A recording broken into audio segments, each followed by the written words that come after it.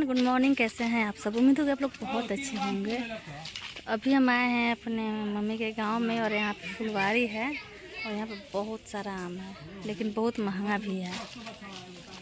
क्या है कि ठेकेदार लोग लिया है और काफ़ी महंगा दे रहे हैं। और ये देखिए हर जगह आम दिख रहा है, बहुत ज़्यादा है।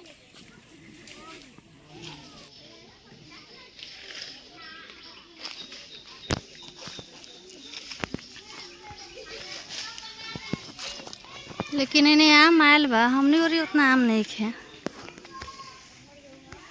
अब बच्चा सब ना रहे तो नहीं सब आमे ले बारे सा को आम ले बारे सा। चल बैठ के होने आधा आधा खाए जाओ सब पूरा।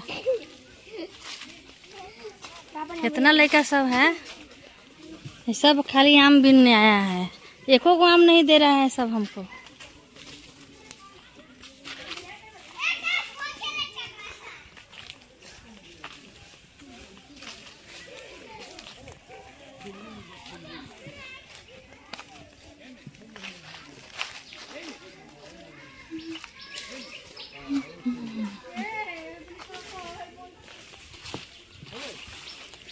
आप सब कमेंट में बताइएगा कि कौन आम है। देखिए कितना आम है।